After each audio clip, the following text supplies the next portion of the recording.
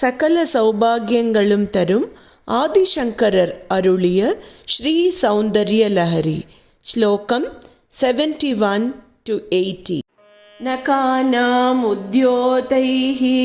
நவநளினராகம் விஹசதாம் கராணாம் தே காந்திம்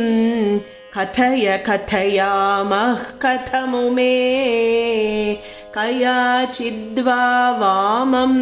பஜது கலயா ஹந்தகமலம் யதி க்ரீடல்லக்ஷ்மீ சரணதலலாக்ஷாரசச்சணம் சமம் தேவி ஸ்கந்தத்விபவதன பீதம் ஸ்தனயுகம் தவேதம் நஹ் खेदं हरतु सततं प्रस्नुतमुखं यदा लोक्या शङ्काकुलितहृदयो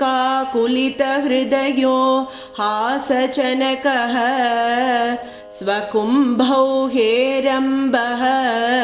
परिमृशति हस्तेन झटिति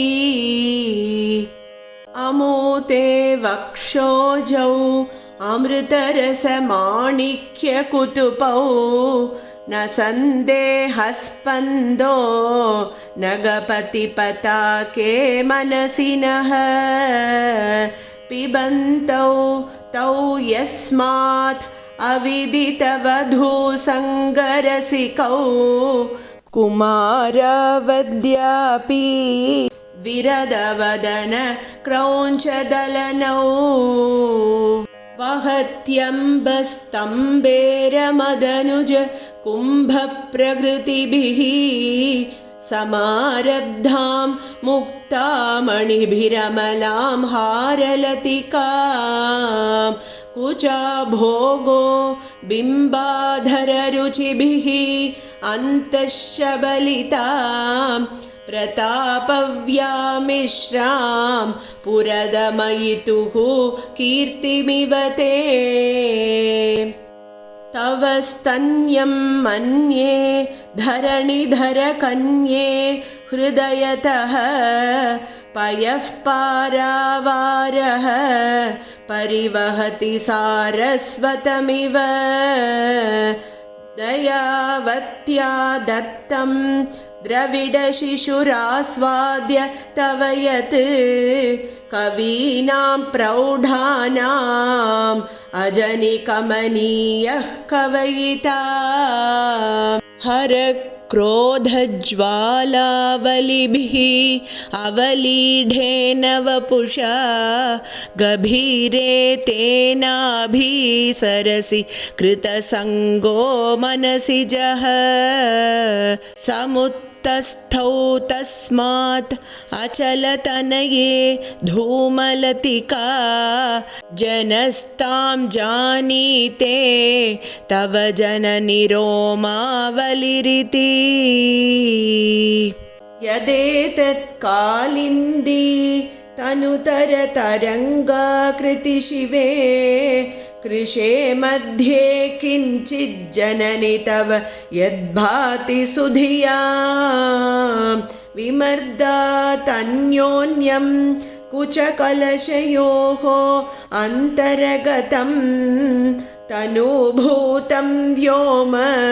प्रविशदिवनाभिं कुहरिणीं स्थिरो गङ्गावर्तः स्तनमुकुलरोमावलिलता कलावालं कुण्डं कुसुमशरतेजोहुतभुजग रतेर्लीलागारं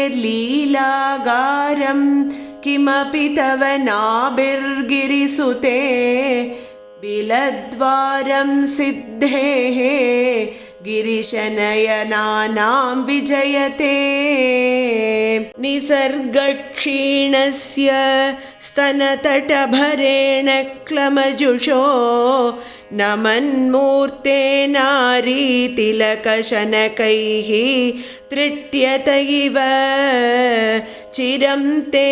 मध्यस्य त्रुटिततटिनी तीरतरुणा समावस्थास्थेम्नो